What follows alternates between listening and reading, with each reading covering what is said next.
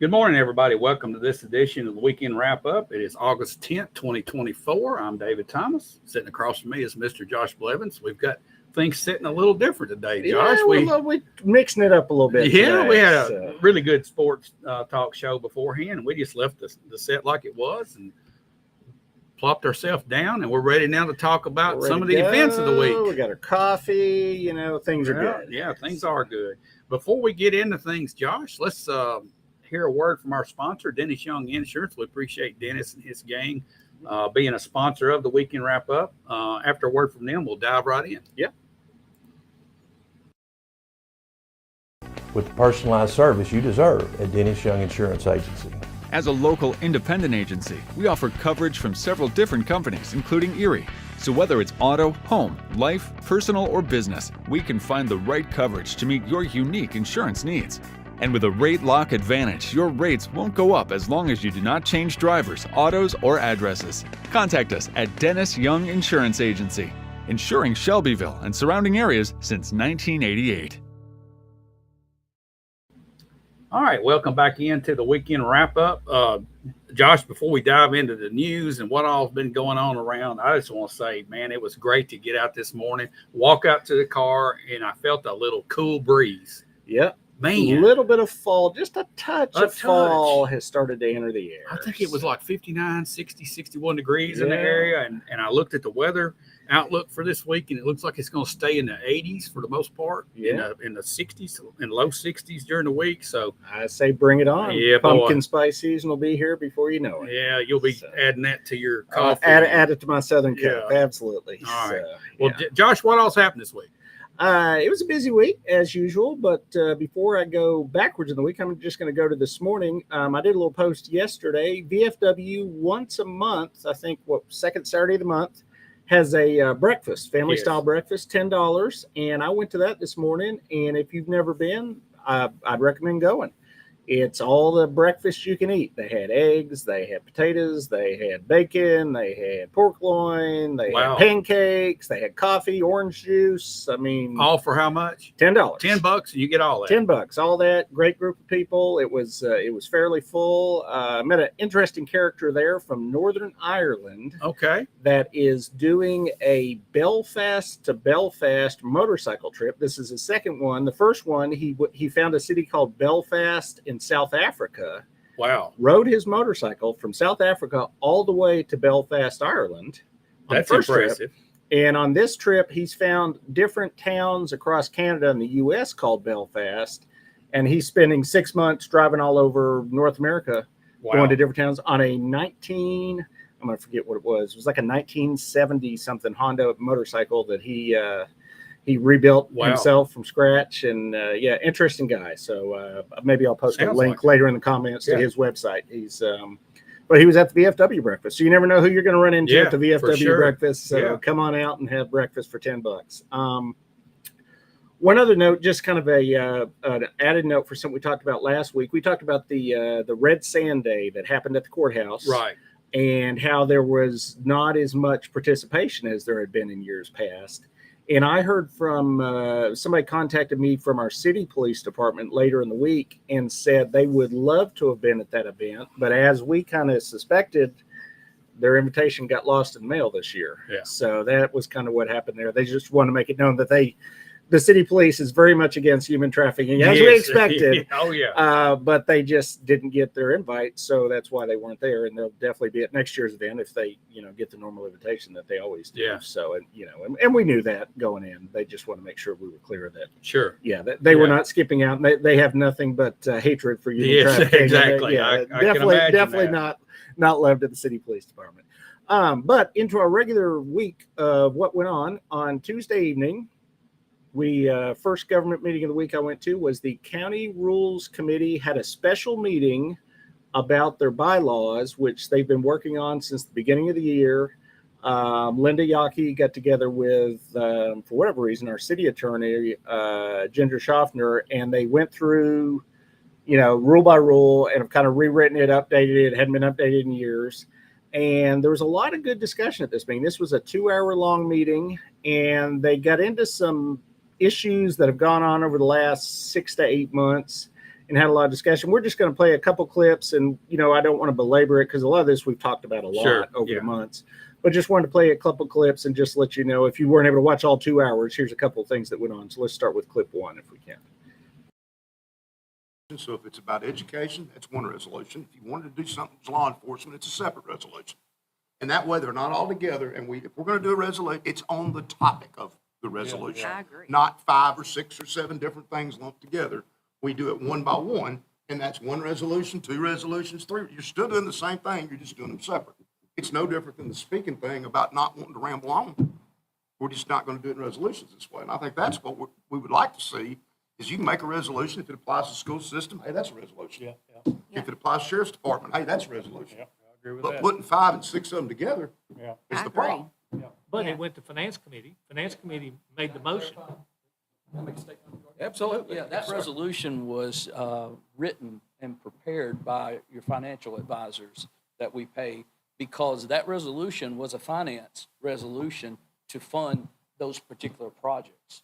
They were not, it was not, so it was purely Right. financial. So it was a resolution associated with that. This is how the bond people said it needed to be constructed for us to have the best positioning to obtain funds. Now, I'm not the bond Right. counsel, but I'm just telling you, it wasn't 3 different resolutions. It was purely a financial Well, resolution. For example, Wow, that was packed. A lot went on there, and we've discussed all this over the months. But just kind of a recap. Back whenever this was, back late spring, they had the $10 million they borrowed to fund 5 different projects. And as you heard there in the discussion, there were a lot of people that were upset with the fact that all 5 projects got bundled together into a single vote. That was your choice. You had to vote all or none. Yeah. And the argument at the time, and still the argument today, is we saved some interest money, but our side of it, which we've taken the other side of it, which is we borrowed $10.4 million to fund what is eventually going to end up being about $9 million worth of projects, probably. So we overborrowed in the explanation of, we saved some interest money, which we didn't save near as much interest as we overborrowed to build these projects. It sounds like to me, Josh, there's 2 separate issues taking place here. And what Commissioner Anderson was talking about was not the financial move. Right. It was the approval of each individual project move, or Right. you could have had different resolutions all agreed upon and then thrown them together for the financing And bundled part. and get the financing. Yeah, that's been the whole argument all along. That one resolution, which we're calling a bundle, and most everybody's calling a bundle at this point, by approving that bundle, they approved the 5 projects immediately. There was Right. no going back. You're getting those 5 projects one way or the other, versus let's take the project that was a law enforcement project, run it through the law enforcement committee, vote on it by itself, take the project that's a school thing. The school board is the one that, makes the decision there. There's really no decision to be made other than a Right. yes or no from the commission. But there was a little ag center one, that could have gone through one. And then the surplus building should have gone through the property committee first and then gotten into this Right. bundle. And as we sit here now, where we're at almost the middle of August, other than the school project, which was the time sensitive one, none of the other 4 projects have I seen a final dollar figure. And I've been asking still.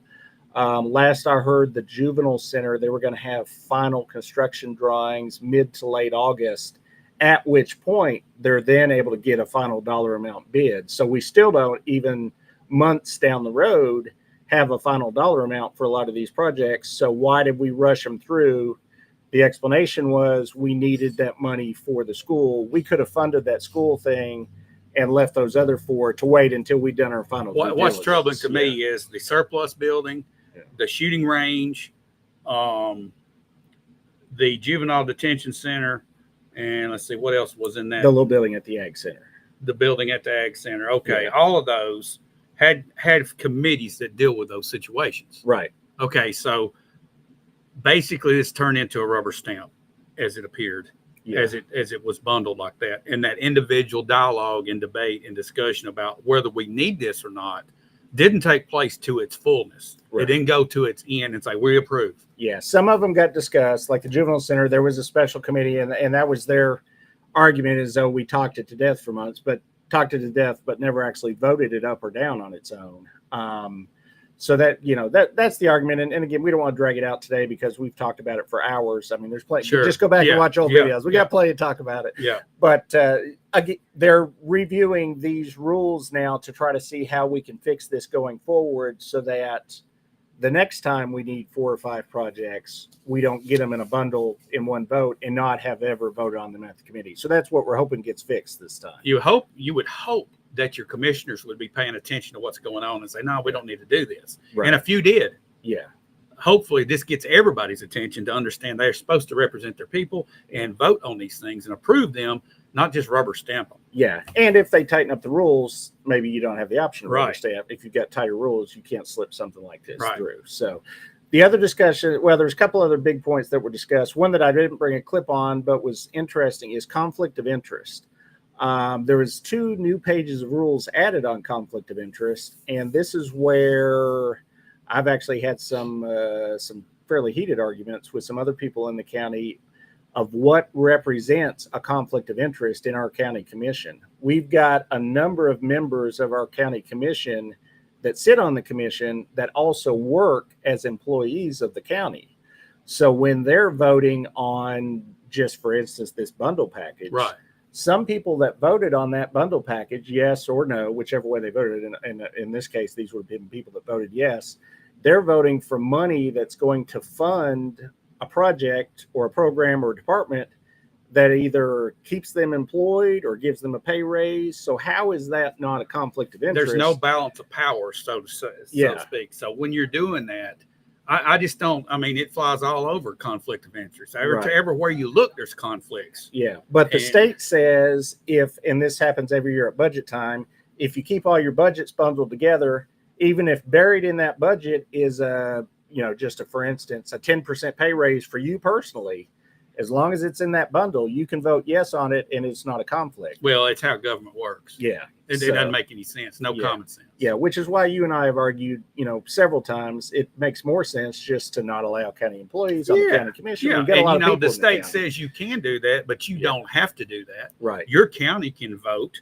in some sort of referendum, maybe. Yeah, That could state that. We could can change do that that rule. at this level. Now, the state allows it. They don't mandate it. Yeah, they don't say you have to. Now, I mean, the other thing is we're going to have an election in 2 years.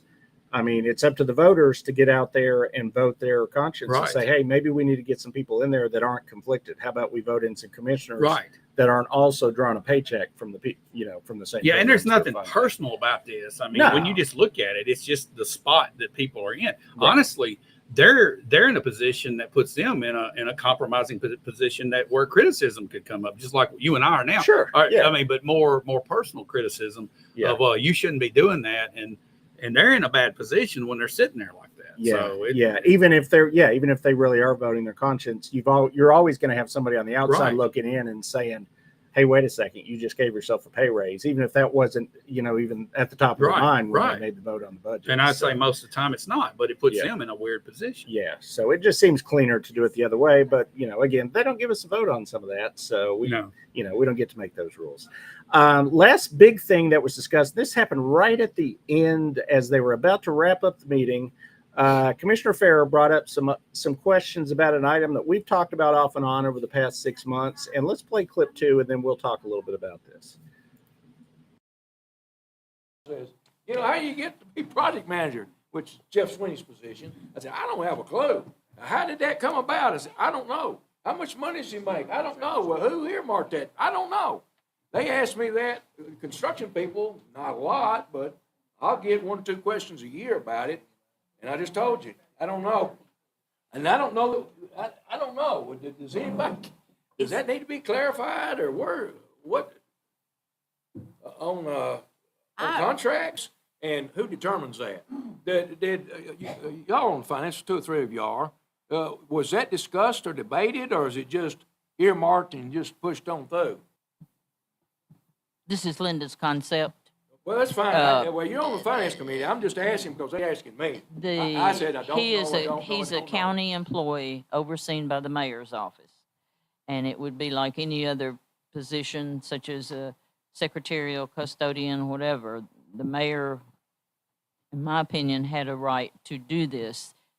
Then working with the contract is Robert. And so how much he gets paid, those terms, the Did way y'all I scrutinize that understood it. personally? Did what? Did the finance committee review that? I knew the percent. The percent was discussed that he would be getting, and the amount that's in the budget as a salary item. Right. So there's two different ways of paying. One is a salary item, and the other one You is can pull the budget out and see yes. how much he made this last year. You can see his salary that he made. Now, the expenditure for the other would be under contracts. Okay, Josh, tell us what we just heard. This was a little bit of what I would call a discussion over government transparency. We've talked about this contract in the past. This is our owner's representative, Jeff Sweeney. He oversees any county construction project at the moment. He gets a flat salary of $24,000. He gets $12,000 out of our general budget, $12,000 out of the education budget. And the point that I think Commissioner Farrow was trying to get to there, which has caused, at least some questions, if not confusion, is in addition to that, he gets 0.85% of any construction project that they fund over $100,000. Which you look at that percentage, you're like, oh, 0.85. That's We'll not, throw that's 30 nothing. million out. Throw a $30 million construction project and suddenly it's a lot. So we were given a copy of his contract for the last budget year, which his contract's about to run out. And theoretically, if all the projects had finished in that year, which they didn't, but theoretically he could have made, and I don't remember the exact dollar figure off the top of my head, but we're like $500,000. I mean, a lot, double what our highest paid county employee could have made. Right. But the transparency question that he had there and that they tried to answer but didn't really is, yeah, if you look at our budget, you can find in there, and it doesn't have his name or anything, but if you ask, they can tell you there's a number item and it says $12,000. His salary is buried in there, not with his name, but with enough questions you can find it. But that 0.85%, it doesn't appear anywhere as a line item. It gets buried in the cost of, for instance, Cartwright School. So Cartwright School, whenever that all gets wrapped up, somewhere buried in that dollar amount that they borrowed to build Cartwright School. That's another key that was mentioned that we didn't have in the clip there. We borrowed money to build the school. So with borrowed money, we then pay him a commission. Right. So he's the only county employee that's getting a check in the mail that we're actually paying interest on. And the question is, who approved this? Yeah, and the approval, the contract that we got was signed just by two people, by him and by the county mayor. Some of the questions early on were, how can you hire somebody for that much money without going out and, open bidding that position? Because, again, this is all optics, kind of like we were talking about earlier with county employees being on the commission. Optics, it looked bad because he immediately went from being a county commissioner to having this very highly paid position. Right. There wasn't a big transition period there. And it just it looked. There's no public discussion. There wasn't any discussion until it came out at a meeting, whenever it was, I think it was back in the fall. Yeah. It was kind of, it was, nobody really knew about it until it was brought up. I think it was Commissioner Neely brought it up at a meeting all of a sudden, and everybody's like, hey, what's going on with this position? Yeah. So that was the County Rules Committee meeting. The interesting part of the whole meeting is we met for 2 hours and we got to the end and we still don't have any new county rules. Nothing was voted on. I think they're going to have at least one more of these meetings because there's a lot to discuss. I mean, once they set these rules, these are the rules for at least the next year, if not several years, because it's taking a year to get the rules. It's taking a year to get them rewritten. So I can't see that we want to go through this every year. Right. So that was our county meetings for the entire week. That was it. But something that was off schedule for me, but then I heard about the last minute I attended, we had an election commission meeting Thursday morning. And I picked up a couple interesting tidbits there I just want to discuss. Last week we talked about, we just had an election and basically nobody knew it happened. Yeah. So you would think an election like that hardly anybody showed up at would not be that expensive. I heard at the meeting that we paid out just in salaries to host this election that less than 2,000 people voted at, cost us $19,359. About $10 a vote. About $10 a vote to hold an election that nobody showed up at. So I actually went back this week and looked at August of the previous, the same election for the same seats in 2020. We had over 5,000 people showed up at that election. So I'm still a little confused how August 2020, same seats. No, these are, again, uncontested county seats. And then the state primary, we had, I think it was like 5,700 people showed up August 2020. We get to August 2024 and we got 1,900 people show up. We got way more people living in the county, way more registered voters, and nobody showed up. What I learned, Josh, out of this whole thing, this almost $20,000 in salaries. We have an election commission that handles our elections. Right. Okay. They get things prepared. I did not realize the workers that came up to each precinct were paid. I thought they were all volunteer workers. I thought they were working for free. I know it. I thought that's wow. Yeah, no, we actually pay those people. It's I did not know that. Not a large amount of money, but I learned something. Yeah. So those folks that are there are being paid. Are actually getting a little bit of money. And that was a point they raised. We've got a November election coming up that should be, we're going to have a lot more than 1,900 people show. We better have a lot more than 19 people show up at the November election. And they are probably going to need more poll workers than they've ever had. So if you have any interest at all in helping out on election day or in early voting, I would contact the election commission because they're going to be looking for workers for that. And it pays. And it does pay. Not a lot, but it does pay. And another interesting point, they had 80 workers signed up for this August 1st election. The week of the election, 15 of their workers called in, dropped out for whatever reason. Maybe they were sick, maybe conflict, something came up. So they have to hire and overtrain workers because they know that some people are going to drive a one-day job. You're going to have some people that don't show up. That's typical these days. It's just going to happen. Yeah. There was on that election, something else I found a little bit interesting. We've got this road board, which I still can't figure out what they do or if they do anything. But we had one guy run and win a road board seat, but we have all of these empty seats on this board. So nobody ran. So we now have to put all those seats back on the November election. So you just keep tossing it down to somebody. We're hoping somebody's going to take it. And what does the road board do? I couldn't tell you. Near as I can tell, not a whole lot. But just if anybody out there is curious and would like to be on the road board that may or may not do anything, from September 2nd to September 11th is the qualifying period to be on the road board on the November election. I would imagine you got to get signatures like any other seat. So have a pulse. Probably have a pulse. And there may be qualifications for road board. I didn't look those up. But and then the other thing that came out of the election commission meeting, August 16th, 8:30 a.m., they will be meeting and setting the final who's going to be on the ballot for the November election as far as the local races. We will have much more to say about that next week after that meeting. But stay tuned. There will be some interesting characters on that ballot, I hear. So we'll find out about that next week. That's what I understand. Moving on from that, same day of the week, we're going to step into a hornet's nest, David, is what we're going to do. I don't like hornets. David didn't want to step into this hornet's nest, but I'm going to because I had a ton of people have reached out to me again. This came up in April, and it's back again. We got drama at the Fly. And I'm not talking about the next play that's coming up. So we got real life. We have real life drama.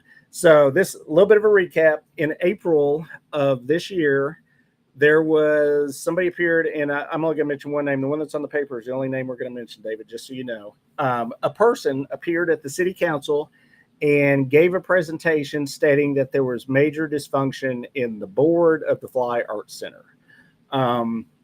Fast forward a few months, and they were about to have an election, and they did have an election in June. So I was contacted on Thursday. We'll call it a anonymous text saying, look into what's going on at the Fly. Talk to Calvin Cannon. So I don't know Mr. Cannon very well. I had met him twice before then. He did the chili cook-off. And I went and bought a shirt from him back a few months ago. And if you've ever been in his shop, and if you're a guy and you live in Shelbyville and you've not ever been in Calvin's shop, I recommend going in there. Yeah. If you're a dude, it's a cool shop. So it's a bunch of old stuff, but it's got a bunch of men's shirts, and they're really cheap. I got like a Calvin Klein shirt with the tag still on it. I don't think I gave him $10 for it. I think it was less than $10. So yeah. But he also rents tuxedos, and it's just a cool, if you're a guy, it's a great guy's shop. All right. So, yeah, if you're a woman looking for dresses, don't go in Calvin's shop. I didn't see any dresses. dresses. No dresses, so, no, great guy's shop. So that's all I know about Calvin is seems like a great guy, and he has a real heart for downtown. You can tell. He puts on a lot of events. He helps that chili thing. He had been volunteering at the Fly. So he ran for that spot in the drama back in April. He was going to run Now for that's president for of the Fly. president of the board. that- It's I guess it's not called Arts president of the Fly. Council? It's Is the that what it- Bedford County Arts Council, I Okay, believe, okay, is who yes. operates the Fly. So he ran for the president spot. Not jump. Well, we'll jump forward real quick. He lost that election. It was close. It was like 10 votes. But a couple key things, Mr. Cannon, he spent, over an hour giving me his side of the story. And that's what we're going to talk about today is his side. There's two sides to every story. We're just going to give Calvin's right now because it's what we got. We'll come back to the other side when we get it. But he showed me a letter he received in the mail the first week of June. And he called it a blackmail letter. I read it, and assuming, for the way I read it, it was blackmail. It said if he didn't withdraw for the race for president of the Bedford County Arts Council, they would reveal his criminal past. So, and it had photocopies of, one of these internet background checks you do. Okay. And I don't remember all the stuff that it was only three things. The only one I'm going to mention, because it's the one I can remember off the top of my head, is he was in like the 30 some years ago. There was a bad check. He was found guilty of writing a check that bounced. Okay. And there were two other things that charges were dismissed. I don't remember what those are, and I don't want to get into his personal history anyways. But that was it. So he was threatened to not run for this president spot, which to me seems it's not that big of a spot. It seemed a little odd. So it's honestly, you're not going to get any gain by having that spot. You're going to have to work real hard for that. It's a volunteer spot, like any other board. So so leading into that election that somebody sent him this letter about, he got with the South Jackson Performing Arts Center in Tullahoma, and they were about to get rid of their seats up in their balcony area. And he offered to pay for them to buy the seats. And they said, well, if you're going to put them in another arts facility, we'll just give you the seats. So he got with them and got those seats donated. And he himself personally on July 1st, he drove to Tullahoma and picked them up in a U-Haul that he rented. And then he brought them to the Fly and dropped them off at the building on July 2nd, which would be a Tuesday. July 1st, the new board took ownership of the Fly. That's when the election was. That was the day before he delivered. The day before he delivered, right. The new board had taken over. And then from what he saw on July 3rd, he wasn't contacted again after he dropped them off. He says he has pictures of, he showed me his pictures of those seats that he delivered to the Fly being loaded into a trailer. And that was the last he ever saw the seats. They were gone. I don't know what happened to the seats that he got donated. There's a lot of Facebook chatter and speculation back and forth and this and that. I spoke briefly off the record to somebody on the other side of the argument. We're not going to give any of what they said because it was off the record, but just know that there is another side. Like every story, sure, there's another side to the story. But in the meantime, there's just been a lot of drama there. And I don't know what's going to fix it. All I know about Calvin is he seems to have a real heart for it. It's hurt him, personally. When you volunteer a lot of time in an organization, it hurts. Yeah. When something like that happens. Now, I went this morning, and they're having volunteer day today at the Fly, which we promoted. And there was a good group of volunteers showing up. They're about to repaint the interior of the building. They gave me a little tour around. It needs a lot of love right now. The building is, right. It's in pretty rough shape. So, and from the people that I spoke with this morning, which we did not get into the drama. I was just there to see the facility. It seems like they also have a heart for the Fly, right. and they want to do what's right, and they want to fix it up and put it on. Well, it sounds like there's a lot of things that both sides have in common. They do. They share an interest in that building and what they're about. Yeah, and what happens? And I'm not going to mention the specific institution. I also am on a board, and oddly enough, we had drama about chairs and tables. Sure. And it's funny the things that can split up. I was talking to somebody last night. It's like churches. Yeah. You get a church and you want to bring in some new pews. And you got a group of people that want to get the blue pews, and you get a group of people that want to get the red pews. Yeah. And next thing you know, you got a new church down the street. That's got blue pews. And the other one's got the red. Well, it's silly. Yeah. It's sad, but also silly, the things that people, argue over. And I realize that, they feel this deeply in their heart and whatever. But if if they were able to sit back and look at it and say, man, we're arguing over chairs. And that's exactly what happened at the board that I'm on. It gets heated. People get heated over little things. Yeah, So, for sure. And that's, And it hurts the overall cause. It does. Yeah. Cause I think the Fly is, Yeah. and I had not been in, today was my first time in the Fly, but it looks like a great building that with a little bit of work, I know they put on these plays that are well attended. They had they have the museum back there. They showed me the museum. They get a lot of nice artwork in there, but it also does need a ton of volunteer help right now. Yeah. So stuff like this drama going on just hurts. I will say this. Yeah.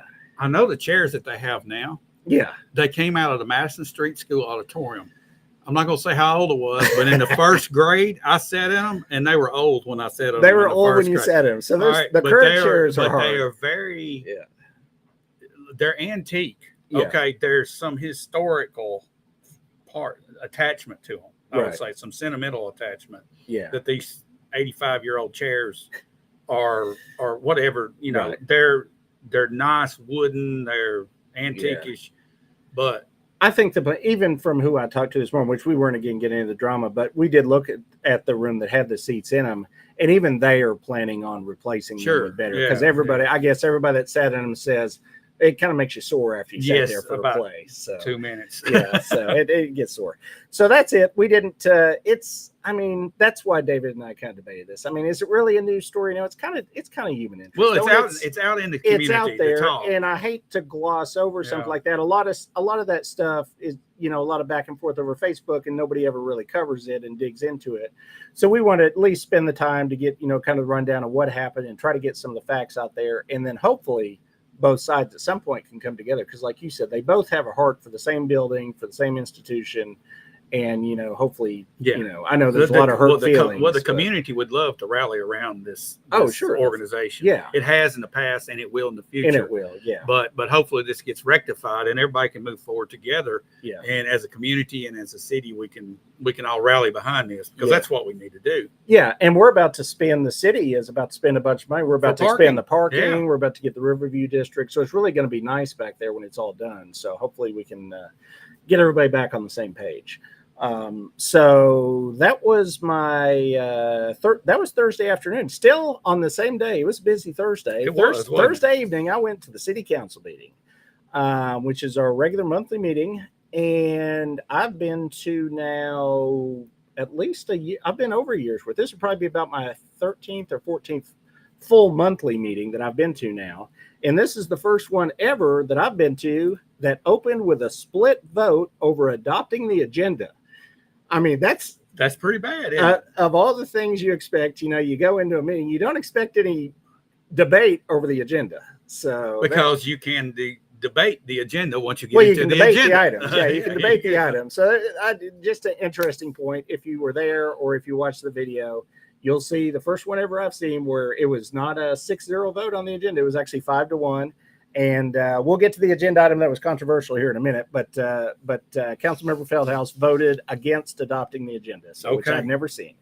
During the city manager part of it, something that I found interesting, and I've heard some rumors, and we're not going to get into the actual rumors, but in the very near future, which he's saying within the next month or so, there's going to be some exciting economic development news, which is various commercial prospects that they've been meeting in the city now has taken over their own economic development.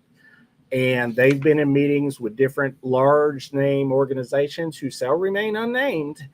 But hopefully within the next month, he said we'll say month, 2 months, we're going to hear some more businesses that people have been hoping are coming to town. They will be coming to town. And that's all we're going to say about that. One other thing that I will mention that was said, this was off the record, so we're not going to give a date, but one particular business on the square that people have been waiting to open, I'm not going to steal their thunder, but there is an official opening date, I hear, for that business, and it will be announced soon. Very good. Also good. So lots of good things happening in the city as a whole and also on the square. The two big items that were on the agenda that we had discussed in the past and that there was a lot of discussion at the study session were, on the first reading, they approved the Lexington Cove PUD, Plan Unit Development, 274 units. They're saying 10 years to build it. That's a total throw a guess. dart against Yeah, the wall yeah. guess. They have no idea how long it's going to take to build. It could take 5, could take 10, could take 25. Who knows? But it's now been approved on the first reading. It has to come back next month for the second and final reading. There was no, I don't know what to say, no debate against it. Nobody stood up against it. Everybody kind of decided it was a good thing. So it passed. It was a 6-0 vote. I mean, there had been a lot of discussion and a few questions here or there, but it pretty much sailed through without a lot of questions. Okay. On the other hand, property on Barksdale Whitthorne, 5.17 acres, which has now been to council twice, been to planning commission twice. 2 times planning commission said, bad idea, don't do it. Planning staff said, bad idea, don't do it. Council first time said, planning commission, talk about it some more. So that's how they ended up talking about it twice. This time, instead of voting on it, the council said, we're not sure yet. Let's defer it another month. So it's back on next month. So we're ping pong. Well, we still didn't ping going pong. on? This time we're just holding the ball. Okay, just holding. We're holding the ball all right. for another month. Now, the discussion was that new information has come to light about the development, which really is just that, you got the bad intersection there where you get the light pole in the middle of the intersection. Yeah. Shelbyville Power has said they can fix it by moving the pole out of the intersection. Well, we knew it could be that fixed doesn't anyways. stop the curve and the merge of the road. Well, It doesn't stop that. the Public Works could probably fix that part. The bigger issue, at least for me anyways, is planning twice said this is a bad idea. Yeah. Staff said it's a bad idea. It's already zoned R3, which is our second highest density zoning we have available, which fits within all the maps, the comprehensive plan, the future land use map. So the developer right now could go in there and build an R3 development. But they want R4, which allows them to get more units. They're saying as many as 52. It's not going to be 52, but they want to be able to get, we'll say 40 to 45 apartments on this 5 acres. All right. If planning department says in zoning or whoever, who said it's a bad idea? The Planning commission. Planning commission. Okay. And then the department. Yeah, the department itself says no. said no. Okay. Yeah. Then what's the question? I mean, the council can override what our planning department Council says. has the final say, so they have the authority to do whatever they want. So they can rewrite what the book says that we've said that we're going to go by. They can. Okay. And, I'll, because we're not afraid to say things here, I'm just going to come out and say that the reason this one is getting more consideration than another one that may have been turned down in the past would have is this is a local developer that has deep ties in the community and builds a lot of projects. So we are much more likely to give in to a local developer than we are to a guy that comes in on Jennings Lane and wants to upzone from R1 to R2, who's an out-of-towner. Right. And I know that's not popular to say, and I've got friends on the council that are probably not going to be happy with me saying it, but I mean, that's just the truth. Yeah. I mean, that's kind of at least what I'm feeling might be a little bit of what's going on here. Yeah. So, and this developer could not tomorrow, because they would have to pass some, some codes and stuff, but they could immediately start building on this at R3 density and build this and make money and sell it and do rentals. But they just want to get as many people on this 5 acres as they can to maximize the amount of rent they get. They said at the meeting they're doing it for rentals. They're doing it for a mix of Airbnb and rentals. And there's nothing against rentals. I lived in rentals more of my life than I've lived in single family homes. And I'm, the first for capitalism, free market is great. But to just keep cramming more people into town on these little pieces of land when we've got land all over town, and it abuts 4 people have houses right on the north side of this, and they now have their single family home with a lot and stuff, and their backyard is now going to be apartments. Yeah. Which when they bought those houses, everything, no matter how much research they had done, everything they would have read said this can never be apartments because the future land use map said it could never be apartments. The comprehensive plan said it could never be apartments. All the rules said this could never be apartments, but now we're going to put apartments there. So that's I think the back and forth, and we'll see. They haven't voted yet, but man, the feeling I sure got from that meeting was that we're going to allow this. And I hate to, put, just say, it's just my opinion why, but I'm just feeling like maybe it's because it's a local guy versus. Yeah, and also Yeah. just back to the apartment and the high density and all that. And, not all apartments are equal. Right. But the location of these apartments, the culture in the area, Yeah. the way previous developments are adjacent, it's hard to the socioeconomic layout. There's a lot of demographics that go into a good mix and not a good mix. Yeah. Well, And and we have property in the city that's zoned R4 for apartments. So why Right. don't we build R4 on R4 property? I mean, we have land for this. Again, we're not Murfreesboro. We haven't run out of land. I mean, No, we I had. don't know if you've driven around. There's a lot of empty land lot of it. around. So I think we could find somewhere to put this development without putting it in these four people's backyard. One of who came and actually spoke at one of those planning meetings and said he sunk his life savings into a piece of land Right. with a house, has no mortgage, expected to retire there, and next thing you know, they're going to throw apartments in his backyard. So that decreases his property value by quite a bit, probably. Or at least his standard of living. I Yeah. mean, he's going from no apartments to apartments in his backyard. Drastically So, yeah. changes his environment. Yeah, it just changes how he has to live the rest of his life. So, or he has to sell it, move on, and find another piece of Right. land at this point. So, so that was that. After that, we had the Industrial Development Board. So we had a resolution on the books that gave the Industrial Development Board a certain amount of power over property tax. So let's play clip 3, and then we're going to talk about what happened, because it was a little confusing even to me at the time, and I had to get some explanation after. Resolution is a resolution of the City Council of Shelbyville, Tennessee, rescinding resolution number 1322 and the authority to negotiate and accept payments in lieu of ad valorem taxes of the Industrial Development Board of the City of Shelbyville Incorporated. And Lisa, I'm sorry, I apologize. I meant to send you one without the draft all over it. I'll clean that up after the meeting. Okay.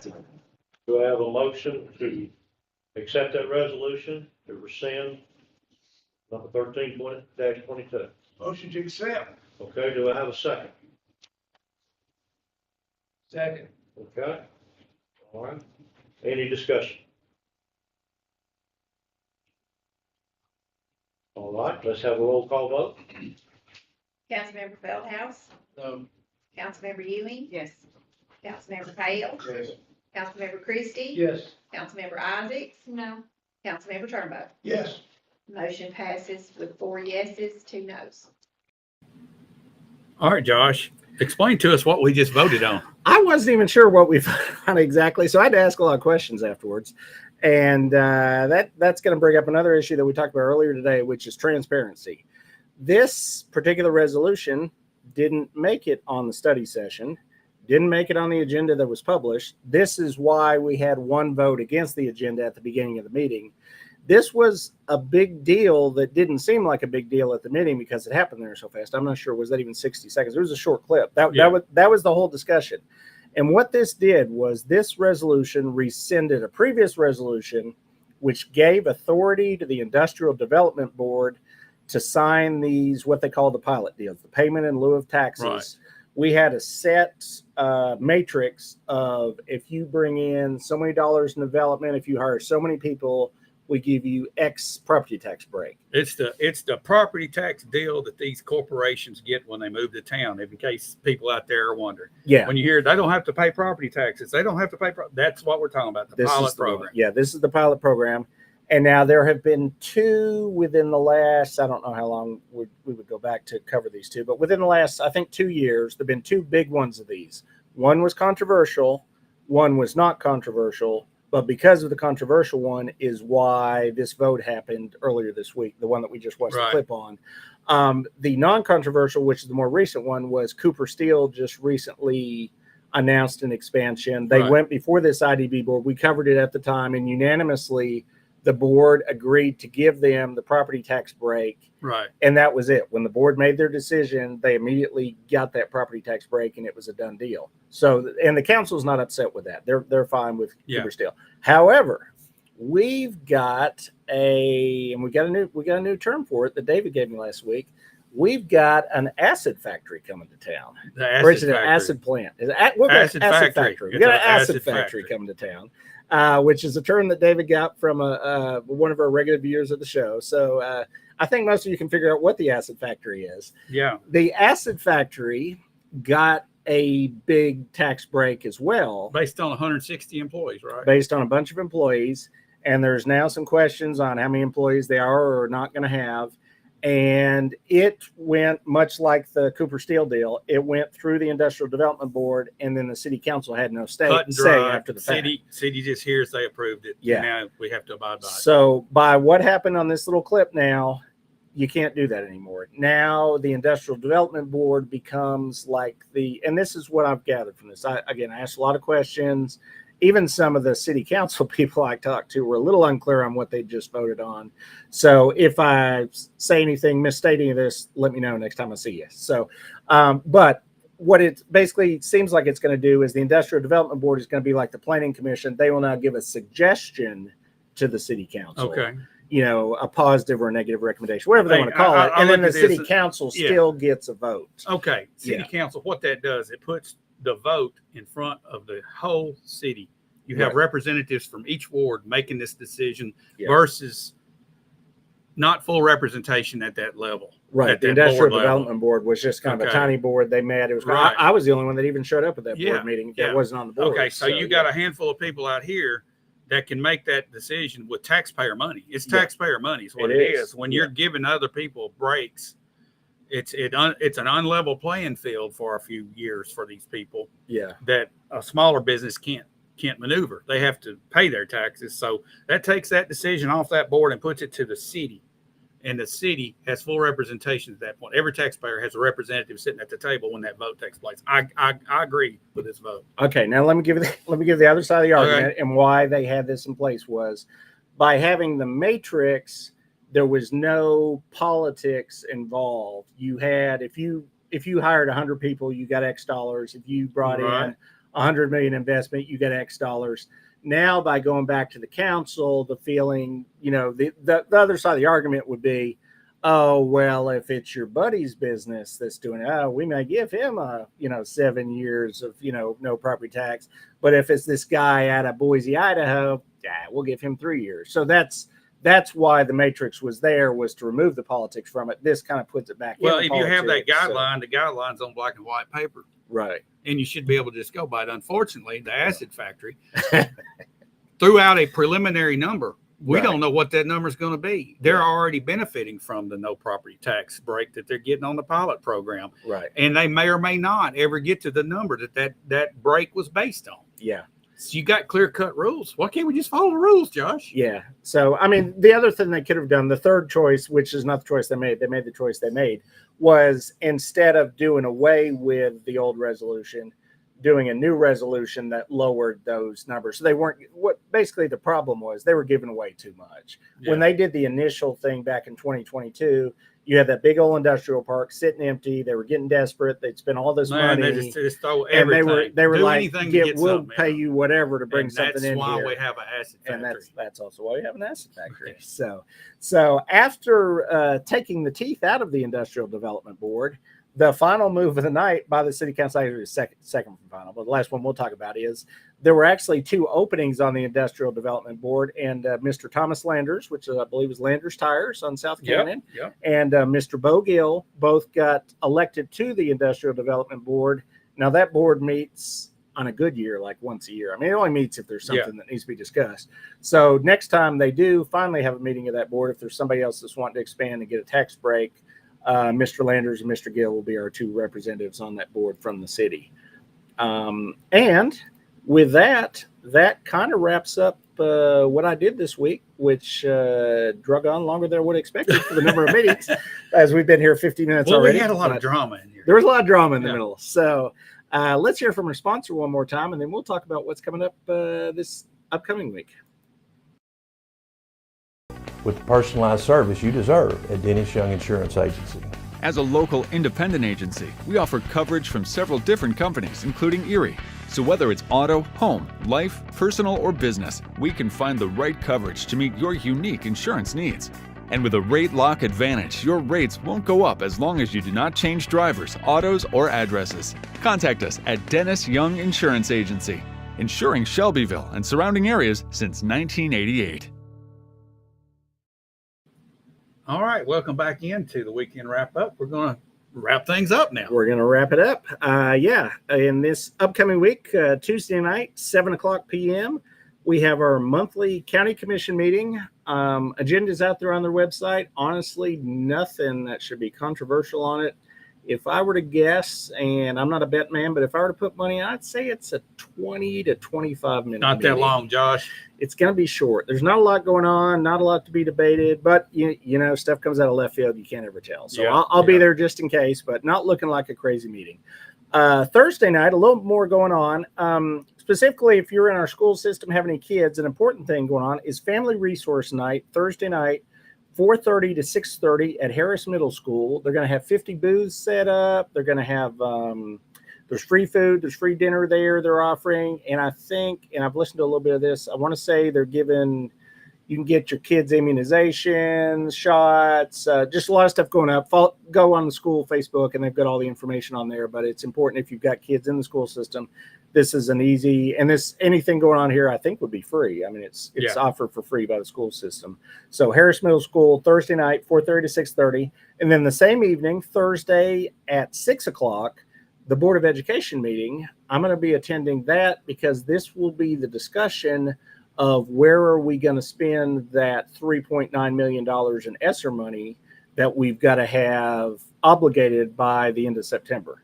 So they had a meeting this past week. I wasn't able to attend because I was at the city council, but the actual vote will happen this Thursday where they're going to decide what items, and we're expecting vestibules and HVAC and other things that we talk about, school buses. Things that qualify. So, things that qualify, but we should have that final list, and I'll try to make some notes and bring back next week, what went on at that meeting.